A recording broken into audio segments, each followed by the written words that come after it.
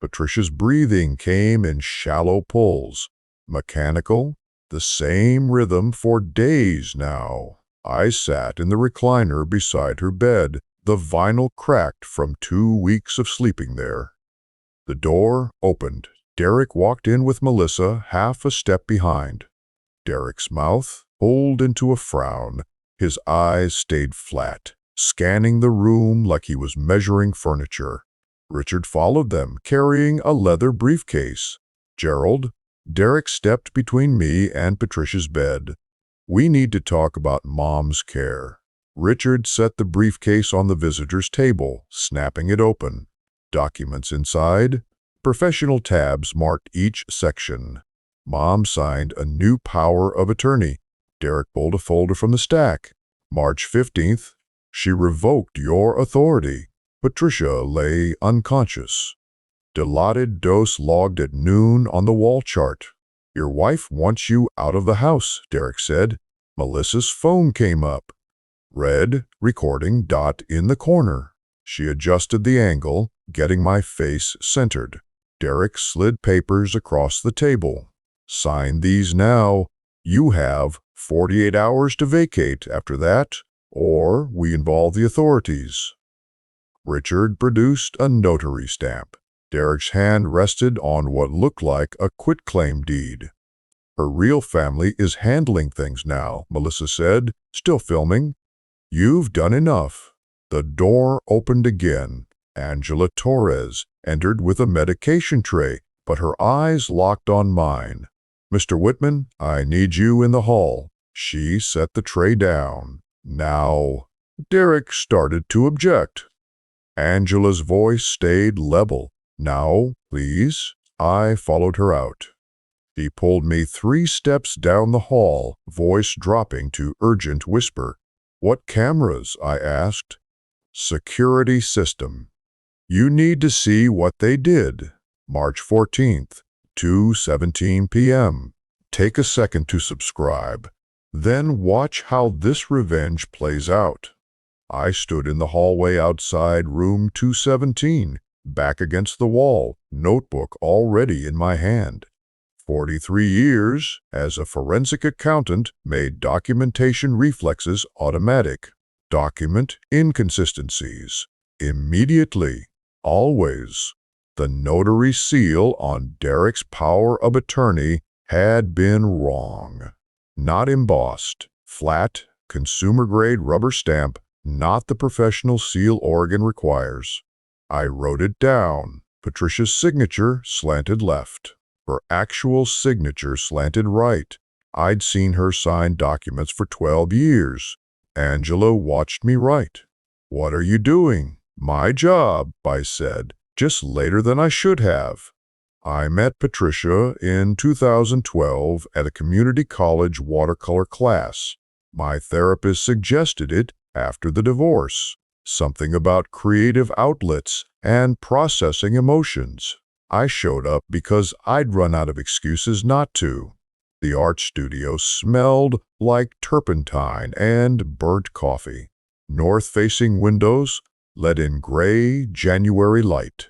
Patricia sat at the back table, painting a sunset that looked like someone had spilled orange juice on construction paper. When I sat down next to her, she looked at my blank canvas and said, "Fair warning, I'm terrible at this. If you're here to learn technique, pick a different seat."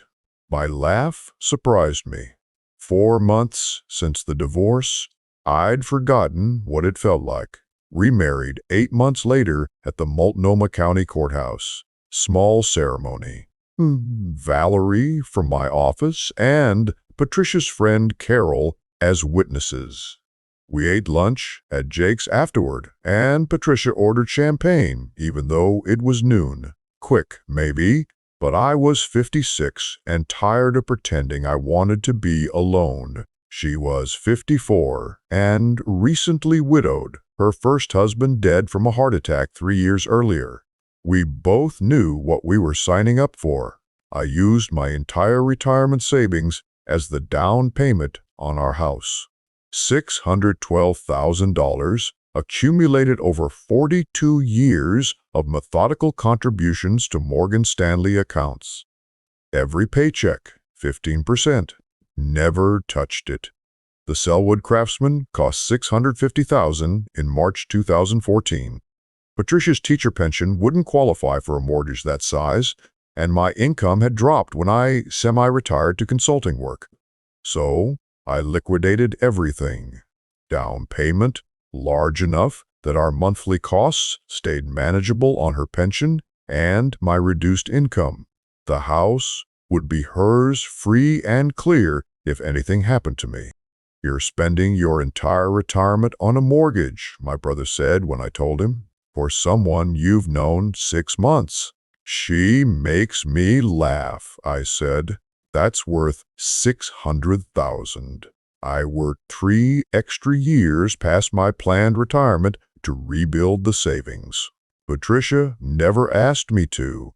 I wanted the security back, but those 3 years felt different from the previous 42. I came home to someone who asked about my day and actually listened. Someone who kissed me goodbye in the morning like she meant it. Saturday mornings followed a pattern.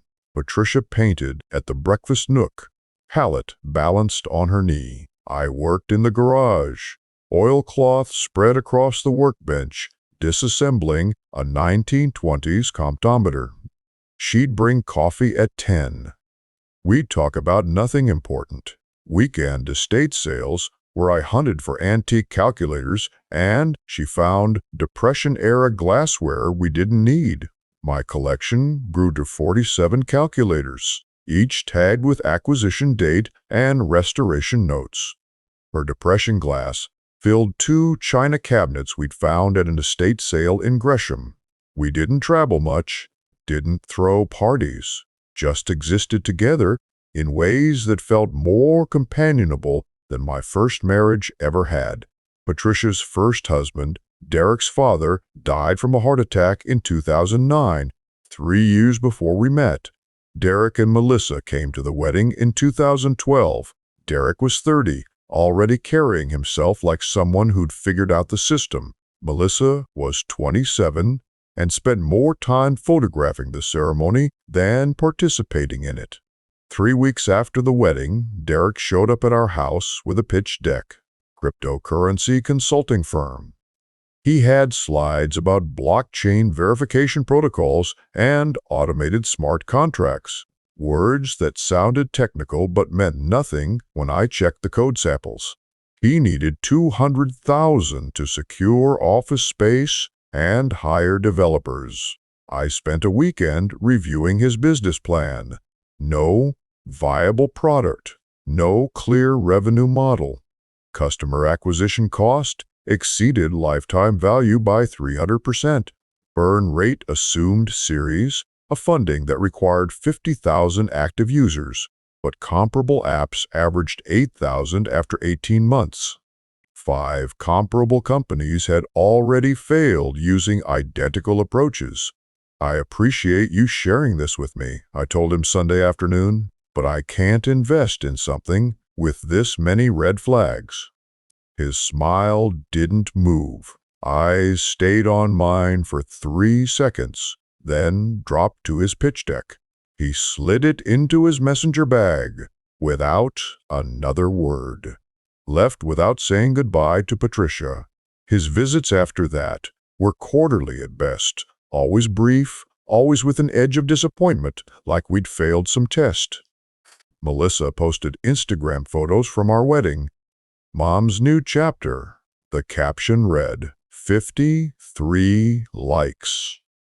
She visited maybe twice that first year, always had her phone out, always documenting rather than participating. Patricia made her will in September 2014. Attorney Rebecca Morrison drafted 47 pages establishing an AB trust structure. $50,000 to Derek. $50,000 to Melissa. Specific items with sentimental value. Patricia's mother's jewelry for Melissa. Her father's woodworking tools for Derek. Everything else to me. Patricia insisted on adding a handwritten note at the end. I make these limited bequests to my children, not from lack of love, but in recognition that Gerald funded our shared life and deserves the security of the home we built together. Carol Henderson signed as witness. She taught pottery at the community college, had known Patricia for 12 years. The other witnesses were Rebecca Morrison's paralegals. 4 years ago, Patricia was diagnosed with stage 4 pancreatic cancer, inoperable. Treatment options limited to managing decline. Dr. Helen Kwan pulled the CT scan image onto the monitor. The mass showed white against gray tissue. Stage 4, she said, pancreatic. The treatment options are limited to managing decline. Patricia's hand found mine. Her fingers were cold. She didn't cry, just nodded and asked how long. Dr. Kwan explained the timeline, 18 months, maybe 2 years, if the palliative care worked. Tuesday mornings meant Dr. Kwan's office. I packed Patricia's medications in the blue pill organizer, grabbed the green folder with her insurance cards, yellow folder for the list of questions she wanted to ask but would forget. I became the primary caregiver, medication schedules, appointment logistics, insurance coordination. I created a filing system, red folders for medical documents, blue for financial, green for legal, yellow for communications. Everything documented, everything cross-referenced. Why do you file everything? Carol asked when she visited. Patricia's dying, and you're organizing folders by color. I clicked the filing cabinet closed. It's what I know how to do. The cancer progressed slower than Dr. Kwan predicted. Patricia made it to 4 years, but 8 months ago, the dementia started. Small things at first. She'd forget words mid-sentence. Ask me the same question 3 times in an hour. By February, she couldn't remember what month it was. Derek and Melissa's visits increased. Quarterly became monthly, became weekly. They always came when I ran errands. I returned from the pharmacy Thursday afternoon. Derek's car was pulling away from the house. Patricia sat in her chair, confused. They were here, she said. Your children. I don't have children, I told her. Derek and Melissa. Oh, she said. Why was I upset? I'd returned from the pharmacy to find them leaving. Patricia confused about why they'd upset her. I thought they wanted final time with their mother. I attributed it to guilt over years of distance. I was projecting my own grief onto their behavior, assuming they felt what I'd feel in their position. The pattern should have been obvious. Forensic accountants are trained to spot patterns. But this was my wife, my life. I didn't want to see it. Now, Angela Torres was telling me to check security cameras from 4 days ago. Derek had presented a power of attorney supposedly signed March 15th. Patricia scored 12 out of 30 on her cognitive assessment that morning, legally incapable of informed consent. I looked at my notebook, 3 inconsistencies documented. The notary seal, the signature slant, the date on a document signed by someone who couldn't remember her own address. Derek and Melissa were in room 217 right now, waiting for me to come back and sign away the house I'd bought with my retirement savings. The house Patricia wanted me to have. The house her will explicitly protected. They'd made mistakes. Exploiters always do. They get confident, stop paying attention to details. I stood in the hallway outside room 217, notebook in hand. 43 years as a forensic accountant. The same skills that caught fraud for clients would work on Derek and Melissa. Angela watched me write. Where are you going? Security office, I said. I need to see what they did. I didn't witness what happened March 14th at 2:17 p.m. I learned about it 3 days later when Angela pulled the security footage. The cameras recorded this. Derek entered Patricia's room alone, checked the hallway, leaned close to her bed. "Mom, Gerald is stealing from you. Say it back to me." Patricia's face showed confusion.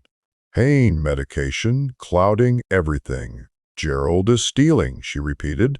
Slowly, the words foreign. Again, "Gerald is stealing from you." 5 more repetitions until her delivery sounded convincing, until the coached phrase became something that could pass for her own thought. At 2:19 p.m., Melissa entered.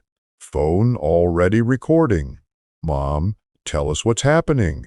Patricia repeated the coached phrases. Melissa's camera captured every word.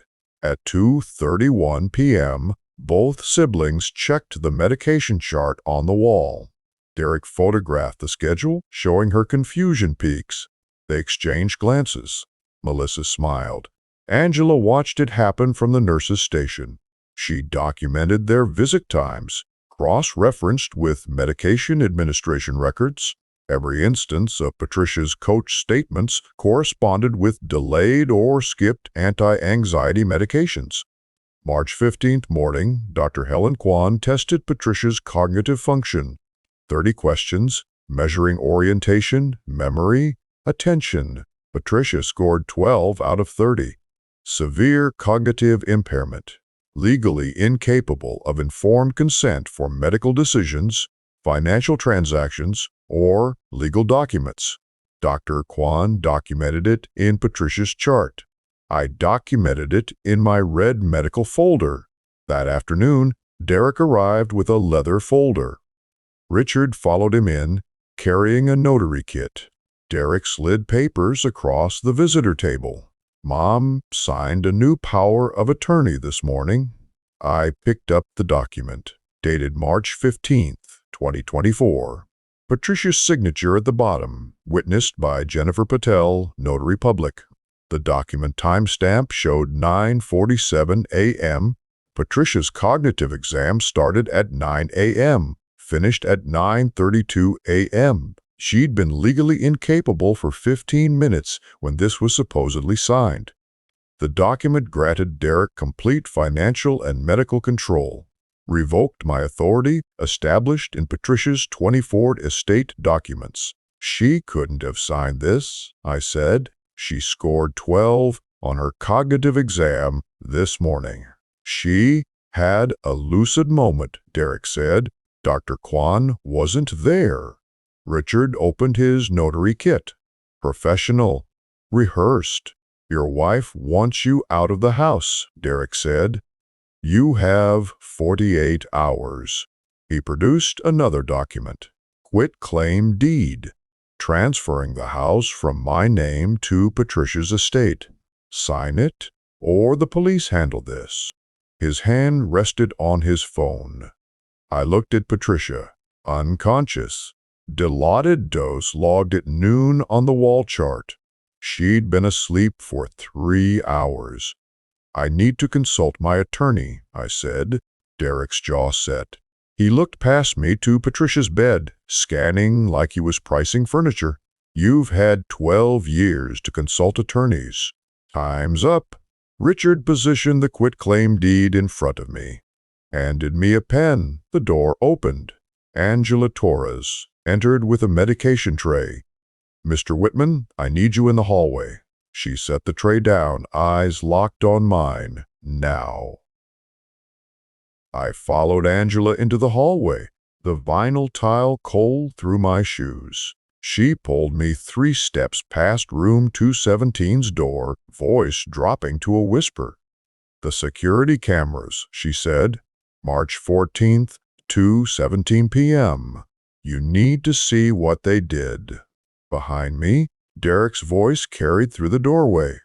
"We're in the middle of important legal matters here." Angela didn't look back. "Mr. Whitman needs to review Patricia's medication schedule. Won't take long." She walked me toward the nurse's station. I glanced back once.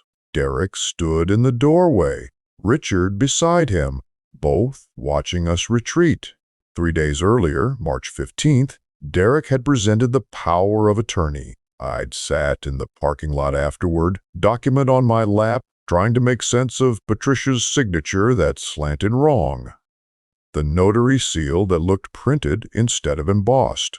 The timestamp showing 9:47 a.m. when Dr. Kwan's cognitive exam proved Patricia couldn't give informed consent. I'd driven home, sat in the garage workshop for 2 hours, staring at my comptometer collection. 47 machines, each one tagged with acquisition date and restoration notes. Numbers I could trust. Now, Angela was talking about security footage from the day before that forged document appeared. What did they do? I asked. Coached her, Angela said. Derek came in alone at 2001-7. Spent 15 minutes teaching her to say you were stealing from her. Melissa filmed it at 2019. They checked the medication chart, made notes, left smiling. We reached the nurse's station. Angela pulled out her logbook, flipped to March 14th. Patricia's 2 p.m. Ativan was delayed, she said. Not skipped completely, just pushed back 40 minutes. Enough to keep her confused during their visit. The numbers came into focus. Derek and Melissa timing their exploitation to Patricia's medication schedule, coaching her during peak confusion, recording the coached statements, all documented on security footage with atomic clock timestamps. They did this multiple times, I asked. Angela nodded. March 3rd, March 7th, March 12th. Every visit corresponded with delayed anxiety medications. 43 years as a forensic accountant. Pattern recognition was muscle memory. Derek and Melissa weren't improvising grief. They were executing a plan. When can I see it? I asked. Security office has it ready. Angela glanced past me toward room 217. But right now, they're waiting for you to sign papers. What are you going to do? I looked at my notebook. 3 inconsistencies documented: wrong notary seal, incorrect signature slant, cognitive exam disproving capacity. Now, a 4th, security footage proving exploitation. I'm going back in there, I said. Angela's hand caught my arm. Be careful. They brought Richard for a reason. I walked back to room 217. Derek had moved the visitor chair closer to Patricia's bed. Melissa stood by the window, phone held at chest height. Richard arranged documents on the bedside table with nervous precision. Sorry for the interruption, I said. Angela needed my input on Patricia's pain management protocol. Derek's eyes stayed on me for 3 seconds. We were discussing the estate transition. He picked up the first document, quitclaim deed pre-printed, waiting for my signature. The house transfers to Mom's estate today, Derek said. You sign here, here, and here. Richard witnesses and notarizes. I looked at the deed. Property description matched our Selwood address. Transfer from Gerald Whitman to estate of Patricia Chambers Whitman. The name Derek used erased my contribution. Chambers, not Whitman. The power of attorney you showed me March 15th, I said. Jennifer Patel notarized it. Richard's hands paused, arranging his notary stamp. That's correct, Derek said. She's your wife, I told Richard. Her commission expired in October 2022. Richard's face went pale. Derek's jaw set. You can verify that, I said. Oregon Secretary of State maintains a notary database. Takes 2 minutes. Melissa lowered her phone slightly. Derek recovered first. Clerical error, he said. We'll have it re-notarized. Doesn't change Mom's wishes. I picked up the second document. Caregiver agreement dated March 2024, claiming I owed the estate $400,000 for 12 years of free rent. I bought this house, I said, $612,000 down payment from my retirement savings, March 2004. The deed is in my name. Mom contributed to household expenses, Derek said. Her pension paid utilities, groceries, maintenance. Her pension was $38,000 annually, I said. I documented every household expense for 12 years in blue financial folders at home. Total expenditures averaged $62,000 per year. My consulting income covered the shortfall. Derek leaned forward. You're arguing about spreadsheets while Mom is dying 10 feet away. This is exactly the problem. You treat everything like an accounting exercise instead of a family. Melissa raised her phone again, filming. We just want Mom's wishes honored, she said. Voice soft. Wounded. Why are you making this about money, Gerald? I looked at Patricia. Unconscious. Dilaudid dose logged on the wall chart. Her breathing shallow, mechanical, same rhythm for days. Derek slid the quitclaim deed closer. Sign it, or I call the sheriff and Adult Protective Services. You've been exploiting a vulnerable adult. I have documentation. He showed me his phone screen. Sheriff's contact information already pulled up, one button press away. 12 years doesn't erase 42 years of being her son, Derek said. You're a footnote in Mom's life. Act like one. Richard placed the quitclaim deed directly in front of me, handed me a pen. I reached for it. My hand shook. The door opened. Angela entered carrying a medication tray. Her eyes found mine. Deliberate, calm. Mr. Whitman, could you help me in the hallway? She set the tray on the counter. Patricia's chart needs your input. Derek stood. We're in the middle of important legal matters. Angela's voice stayed level. This won't take long. Medication timing is critical for end-of-life care. Her authority as primary nurse overrode family preference. Hospital hierarchy. I followed her into the hallway.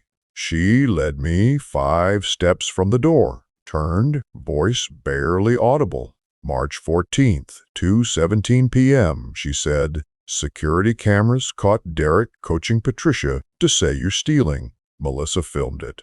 They checked medication schedules, timed everything to her confusion peaks. My forensic mind activated, replaced the despair with cold analysis. If they were this confident, they'd made mistakes. They always did. I need documentation, I said. Timestamps, medication logs, everything on record.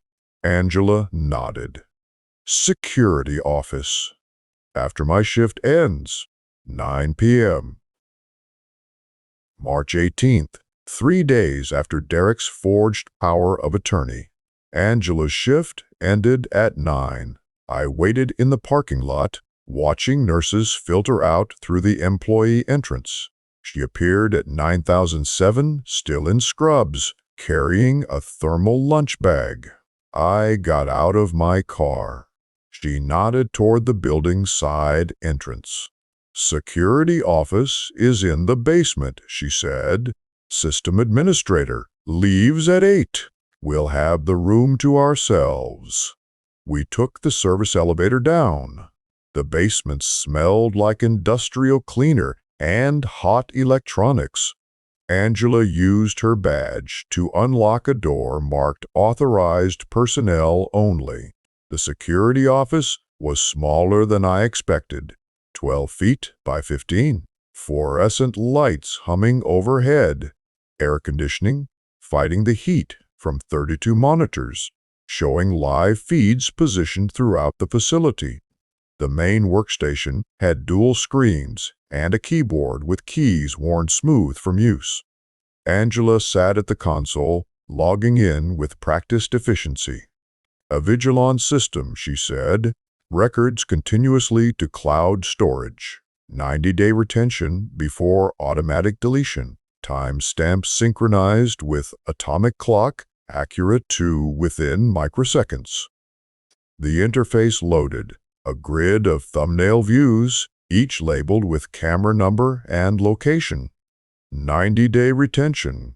Atomic clock timestamps. Evidence that couldn't be manipulated or explained away. I've worked hospice for 20 years, Angela said. You learn to recognize patterns. The families who show up after years of absence. The ones who bring lawyers instead of photos. The sudden concern about estate planning when someone has weeks left. She clicked through menus, pulling up archived footage. Derek and Melissa started visiting more frequently 6 weeks ago. Always when you were running errands. Always during Patricia's medication windows. The screen filled with a single camera view. Hallway outside room 217. Timestamp March 14, 2:17 p.m. Derek appeared in frame walking toward Patricia's door. He paused outside, checked both directions, then entered. I leaned forward. One day before Dr. Kwan would officially document her severe impairment, Derek knew exactly when to strike. Angela switched to the hallway camera's audio feed. Derek's voice came through clear. Mom, Gerald is stealing from you. Say it back to me. Patricia's response was faint, confused. Gerald is stealing? Again, Gerald is stealing from you. 5 more repetitions. Each one, Patricia's delivery became smoother, more convincing. Derek's coaching turning coached phrase into something that could pass for her own thought. At 2:19 p.m., Melissa entered frame. Phone already raised, recording before she stepped through the doorway. Mom, tell us what's happening with Gerald. Patricia repeated the coached phrases. Words about Gerald stealing, controlling, isolating her. Melissa's voice dripped sympathy. Don't worry, we're going to protect you from him. At 2:31 p.m., both siblings approached the wall-mounted medication chart. Derek photographed it with his phone. They exchanged glances, small smiles. People who knew they'd manufactured evidence and gotten away with it. First viewing, I documented timestamps. Second, transcribed Derek's exact coaching words. Third, counted how many repetitions it took before Patricia's delivery sounded natural. 5. He needed 5 tries to manufacture convincing evidence. Angela sat silent beside me. There's more, she said. She pulled up March 12th. Derek and Melissa reviewing the medication administration schedule together, taking notes about timing. March 7th showed Richard in Patricia's room while she slept, photographing bank statements spread across the visitor table. March 3rd captured Derek arriving at 7:15 a.m., immediately filming Patricia during her documented morning confusion window. Angela handed me a printed spreadsheet.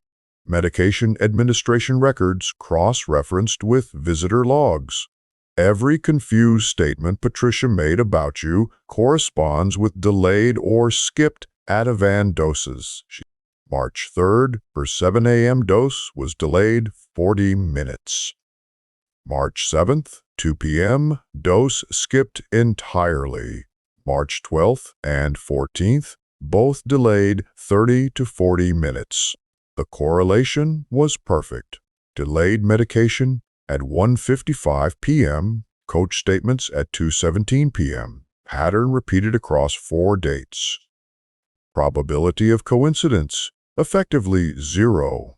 They were keeping her confused on purpose, Angela said. That's not exploitation, Gerald. That's abuse. Medical abuse of a dying patient. I documented everything in my notebook. Camera system, Long, cloud storage, 90-day retention. Footage dates, March 3rd, 7th, 12th, 14th. Medication correlation. Perfect match across all 4 visits. Chain of custody. Established. I need copies of the footage and medication logs, I said. Angela nodded. Already exported to encrypted drive. I'll give it to you before you leave. This could cost you your job. I've watched too many families do this, she said. Watched administrators look the other way because confronting it means lawsuits and publicity. I'm tired of being quiet. I drove home at 9:47 p.m. 3 hours of security footage. 4 dates of systematic exploitation. 42 years of documentation waiting in my filing cabinets. For the first time since Derek walked into Patricia's room with that forged power of attorney, I wasn't defending. I was prosecuting. The house was dark. I went directly to my office. The filing cabinets lined the back wall. Red folders for medical documents, blue for financial, green for legal, yellow for communications. I pulled the blue folders first. Original house purchase documents from March 2014. Wells Fargo mortgage application showing my $612,000 down payment. Wire transfer records from Morgan Stanley proving the funds came from my retirement accounts. Every dollar traceable. Wire transfer from Morgan Stanley, account 4782, March 18, 2014, amount $612,000. Source, liquidation of retirement accounts dating to December 1982. Destination, Wells Fargo escrow account 9247. Property, 1847 Selwood Avenue. Every dollar documented. Every transaction traceable. Morgan Stanley quarterly statements filled an entire drawer.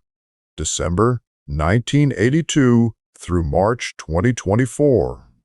42 years of contributions. 15% of every paycheck automatically deposited. Account balance currently $1.2 million. Every contribution sourced from my forensic accounting salary at Morrison & Associates. Patricia's teacher pension statements occupied one thin folder. Orion Purse retirement, $38,000 annually. I documented her spending, utilities, groceries, household supplies.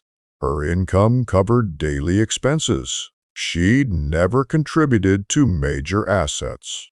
The green legal folder contained our marriage certificate from September 2012. Prenuptial agreement drafted by Rebecca Morrison. Patricia's 24th will, 47 pages, establishing AB trust structure. 3 witness signatures, Carol Henderson, Janet Price, Robert Chen. I opened my laptop and accessed the Oregon Secretary of State website. Notary Public Verification Database. I entered Jennifer Patel's name, Richard's wife. The expired notary Derek had used. Commission number 947621. Issue date April 2017. Expiration date October 2022. Status expired.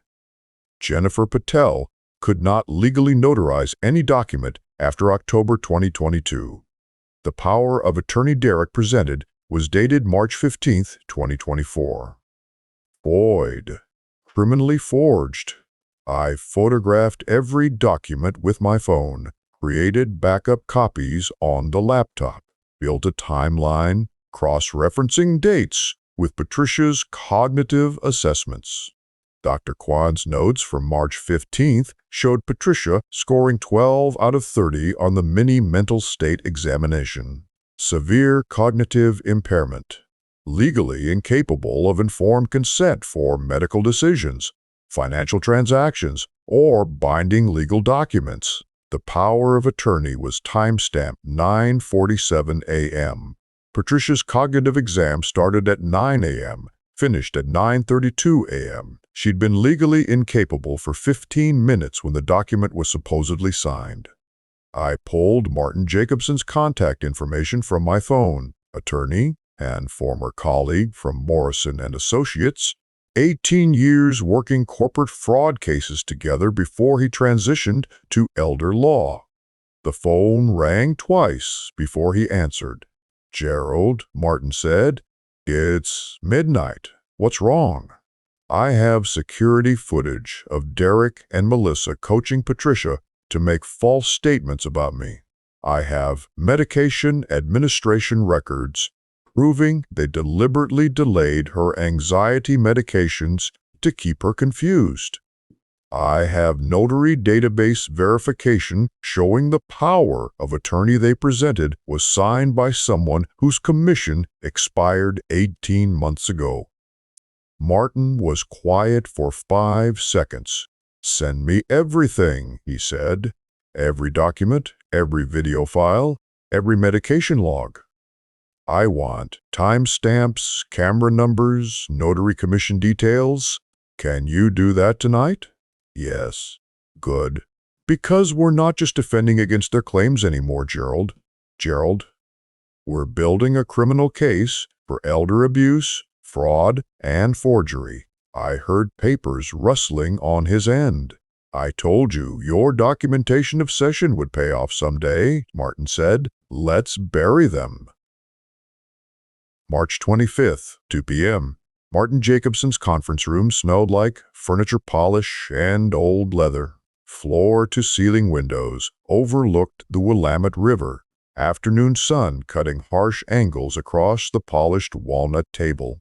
The ceiling-mounted projector hung ready. Polycom speakerphone sat at table center. Derek arrived at 2:04 p.m. Melissa followed. Richard carried his leather briefcase, walking 2 steps behind like he practiced the formation. Derek wore an expensive suit, Italian cut. He scanned the room with that same measuring look from the hospice, pricing furniture again. Martin stood at the head of the table. "Derek, Melissa, Richard, please have a seat." I was already sitting. Laptop open. Remote control in my hand. They arranged themselves across from me. Derek in the center. Melissa to his left, phone visible on the table edge. Richard to his right, briefcase positioned between them like a barrier. Derek leaned forward, hands clasped. "Glad you're being reasonable, Gerald. We've prepared final documents to make this quick and painless." "Before we sign anything," I said, "I'd like to review the timeline of recent events." For clarity, Martin dimmed the lights. I clicked the remote. The first image filled the wall behind me. Security camera footage. Timestamp in the corner, March 14, 2024, 2:17 p.m. Melissa's hands gripped the armrests. The video played without sound. Derek in the frame, checking the hallway outside room 217. Entering. Leaning close to Patricia's bed, her face confused, uncertain, her mouth moving, repeating something. Melissa's face drained of color. I narrated like I was presenting fraud evidence to a jury. March 14, 2:17 p.m. Derek enters Mom's room and coaches her to make false statements about me. I'd watched this footage 17 times in the past week, memorized every word. Now I unmuted the audio. Derek's voice came through crystal clear. "Gerald is stealing from you." "Say it back." "Gerald is stealing." Patricia's weak repetition. "Gerald is stealing." Again. "Gerald is stealing from you." The coaching repeated 5 times. Each iteration, Patricia's delivery became smoother, more convincing. Next timestamp, 2:19 p.m. Melissa entering frame, phone already raised, recording before she stepped through the doorway. "Mom, tell us what's happening with Gerald." Patricia repeated the coached phrases. Words about Gerald, stealing, controlling, isolating her. The medication records appeared. Yellow highlighting showed the pattern. March 3rd, Ativan delayed 40 minutes. March 7th, skipped entirely. March 12th and 14th, delayed 30 to 40 minutes. Every confused statement corresponds with delayed medications. March 3rd through 14th. 4 perfect correlations. Probability of coincidence, effectively 0. Melissa's phone slipped from her hands. She didn't pick it up. I advanced to the notary database. Oregon Secretary of State Notary Database. Jennifer Patel's commission record filled the screen. Issue date, April 2007. Expiration date, October 2022. Status, expired. Your power of attorney dated March 15, 2024, I said. Notarized by Jennifer Patel. That's forgery. Class C felony. Richard's briefcase sat closed on the table.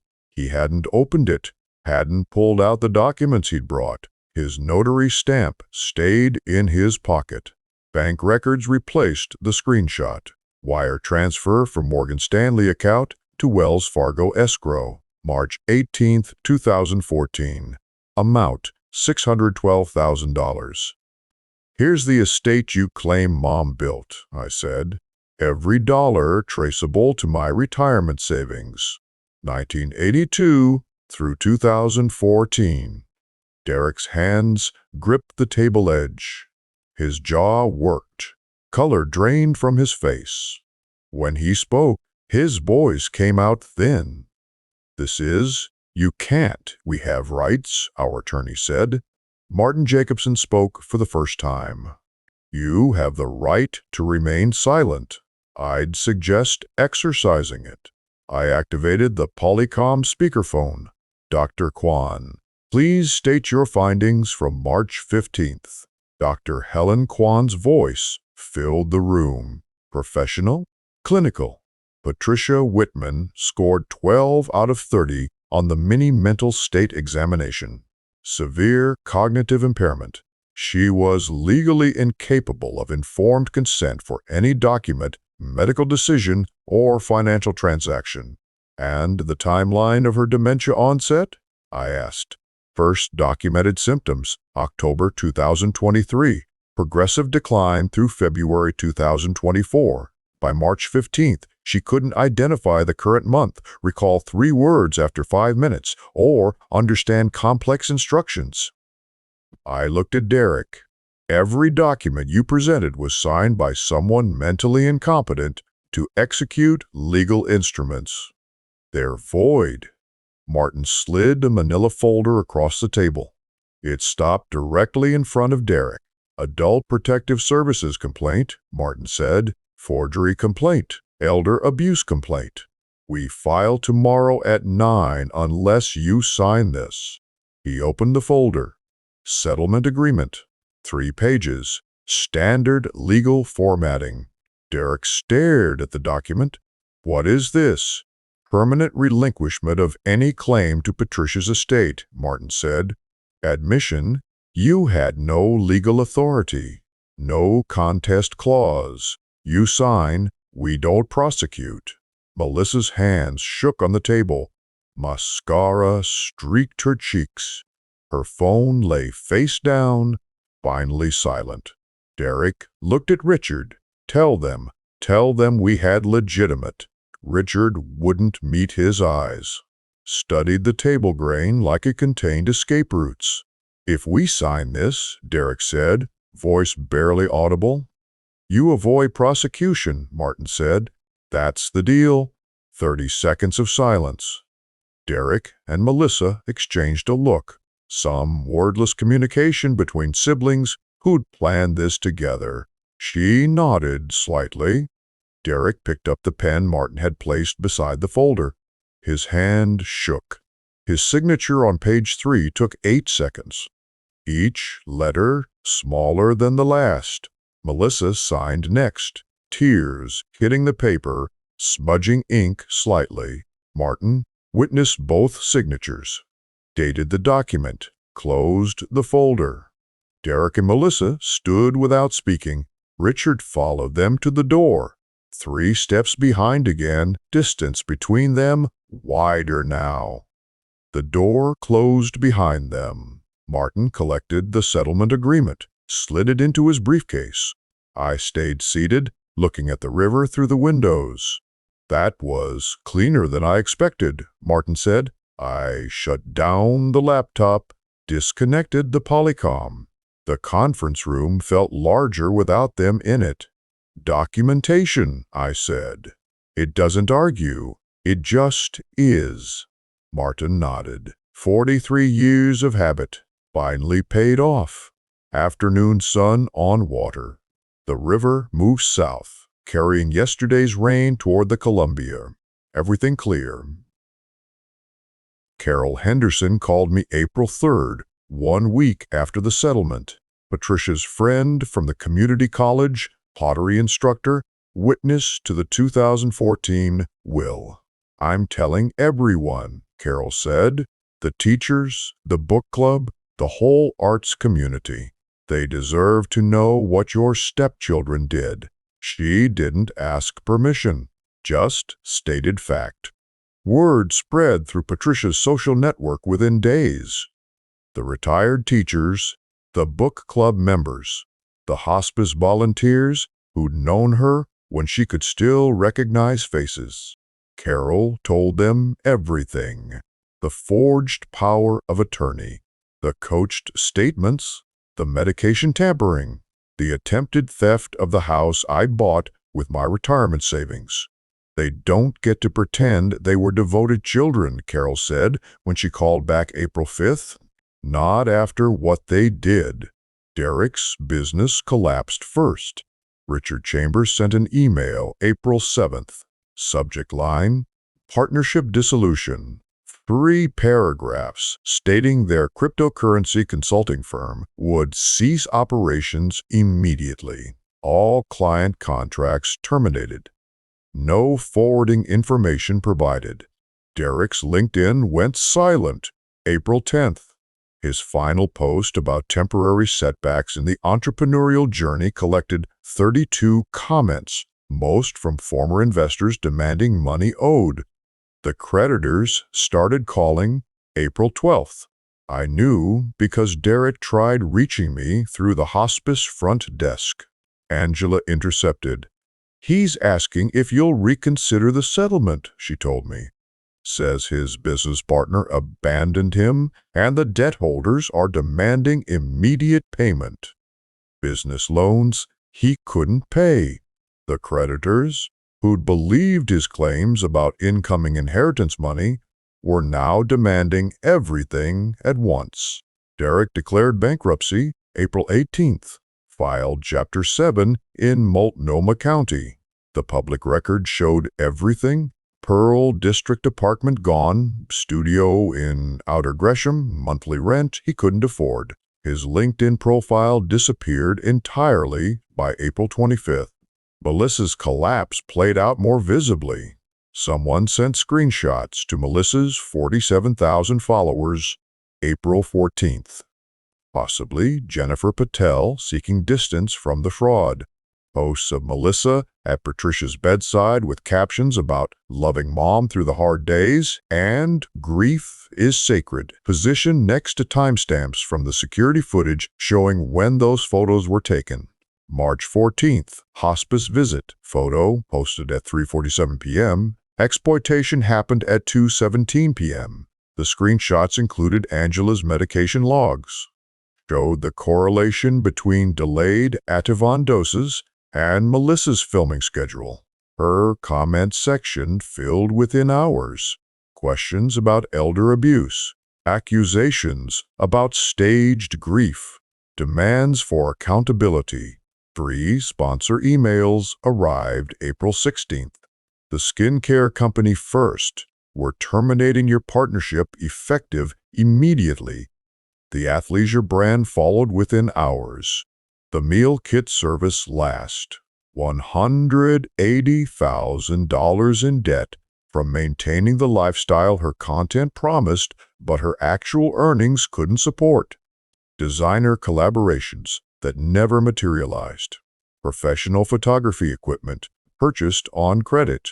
Studio space rented monthly in Northwest Portland. Content production costs that assumed sponsor revenue would continue. All of it collapsing simultaneously. Jonathan Roth filed legal separation papers May 1st. Melissa's husband of 11 years. The filing cited financial dishonesty and moral bankruptcy. Public record in Multnomah County Family Court. Melissa's Instagram went dark May 15th. Not deactivated, just stopped. Her final post deleted after comments reached 473. Most contained variations of elder abuser, and you should be ashamed. Some included screenshots of the security footage. Her grid stayed up. Curated photos of a life that no longer existed. 47,000 followers she'd never acknowledge again. Patricia's community formalized the ostracization without needing organization. The retired teachers, who'd known her for decades, simply stopped acknowledging Derek and Melissa existed. Carol spread the word through the Portland arts community. Everyone knew someone who'd taken Patricia's classes or attended her gallery shows. Derek and Melissa weren't welcome. Not at the cafes where Patricia used to sketch on Sunday mornings. Not at the estate sales where she'd hunted depression glass. Not at Powell's, where her book club met monthly. The community that had celebrated Patricia's art for 30 years erased her children from memory. May 28th, 3:42 a.m. Patricia's breathing changed. I'd been sleeping in the recliner. 2 weeks of overnight vigils, watching monitors, counting respirations. Angela touched my shoulder. "It's time," she said. Patricia had been unconscious for 3 days. Dilaudid, keeping her comfortable. No pain, no awareness. Spared the knowledge that her children had tried destroying the husband who'd loved her. I moved to her bedside, took her hand. Her skin felt cool, papery. Angela checked the monitors, adjusted the IV flow, made notes in her chart with the same precision she'd maintained throughout. Patricia's breathing slowed, mechanical rhythm becoming irregular. 15 breaths per minute, 12, 8. At 4:17 a.m., she stopped. Angela verified, checked pulse, listened with her stethoscope, made the official notation. "I'm sorry, Gerald," she said. I held her hand until sunrise. The monitors stayed silent. Angela handled the notifications, called Dr. Kwan, contacted the funeral home I'd selected, documented time of death in the official records. Derek and Melissa weren't notified until after Patricia passed, per her revised directive. Patricia's revised healthcare directive, executed during her final lucid period in late March with Dr. Kwan's certification, specified no contact with her children regarding end-of-life decisions or death notification. The funeral home called them as legal requirement, nothing more. They had no right to delay services. I was her surviving spouse, estate executor. I planned a brief service. 15 people, Patricia's genuine friends, Carol and the book club members, 3 former students, Angela Torres. Dr. Kwan sent flowers. Derek and Melissa were not invited. The service lasted 30 minutes. Carol spoke about Patricia's terrible watercolor technique and refusal to improve because she painted for joy, not skill. One of her students displayed a piece Patricia had created in 2010, abstract swirls that looked like spilled paint but somehow captured movement. No one mentioned Derek or Melissa. June 3rd, early morning. I drove to the Willamette River waterfront for Patricia's documented wishes from her 2014 estate plan, page 37, section 12C. Angela met me there. The water moved south, carrying spring runoff toward the Columbia. Everything clear. I opened the urn, scattered Patricia's ashes in the current. The ashes dissolved into current. The river kept moving south. Angela stood beside me, silent, respectful. She never knew, Angela said after several minutes. No, I said, she didn't. Patricia died believing her children loved her. Died without knowing they'd tried stealing everything I'd built for her. Died peacefully, hand-held, pain-managed. The river kept moving. November 2024, 6 months after Patricia's death. November light filtered through the garage window. The magnifying lamp hummed overhead, warming the brass gears spread across my workbench. I sat in the garage workshop with the 1928 comptometer model J in 63 pieces. Patricia gave me this calculator for our 5th anniversary. Found it at an estate sale in Gresham. Spent 3 months of lunch money she'd saved without telling me. The brass gears had frozen from decades of neglect. Keys stuck. But the fundamentals were sound. My hands moved through the familiar restoration sequence. Clean each gear individually. Oil the mechanisms. Test the alignment. Patience mattered more than skill. The house was paid off now. Life insurance from Patricia's policy covered the remaining mortgage. Morgan Stanley accounts still held $1.2 million. Everything I'd liquidated in 2014 to buy our home, rebuilt through 3 extra years of work, now intact. The accounts stayed untouched. I didn't need them yet. I'd established a scholarship at the community college.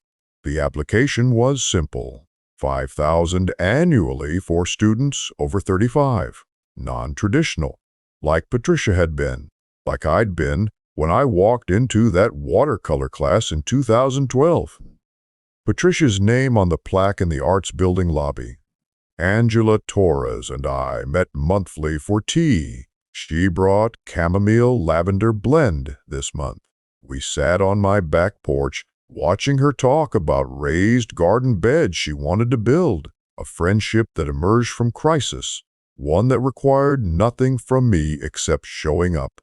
Martin Jacobson helped me create a living trust. Everything I'd built would go to causes Patricia cared about. Community arts programs, teacher retirement funds, hospice care facilities. Derek and Melissa would receive nothing, not even accidentally. The court finalized Derek's bankruptcy in August. He worked retail now, outdoor gear store in Gresham, studio apartment. His LinkedIn profile no longer existed. Melissa filed her own bankruptcy in October. Jonathan's divorce finalized in September. Her Instagram stayed dark, 47,000 followers. He'd never address again. They tried contacting me once through an attorney, requested sentimental items from Patricia's belongings. I sent 1 box, 12 paintings. Every sunset she'd done in that first year, orange juice spilled on construction paper. I kept the one she'd painted the day we met, kept her mother's jewelry for donation, kept her father's tools for the community college workshop program. The comptometer's escapement mechanism clicked into place. Smooth, precise. I tested the number 3 key, perfect registration. 43 years investigating fraud taught me that truth is mechanical. Numbers don't lie. Timestamps don't have agendas. Documentation doesn't care about blood versus marriage, only what happened. The workshop held 47 restored calculators, each one tagged with acquisition date and restoration hours, each one representing a year of patient, methodical work. Fallen leaves scraped against the garage door. The space heater ticked in the corner. The comptometer's brass gears caught the light the same way Patricia's wedding ring used to. I cleaned each piece twice. I missed her. The workshop felt emptier without her coffee visits at 10, without her terrible painting critiques that always made me laugh. But I was grateful she died unaware her children had tried destroying the husband who loved her.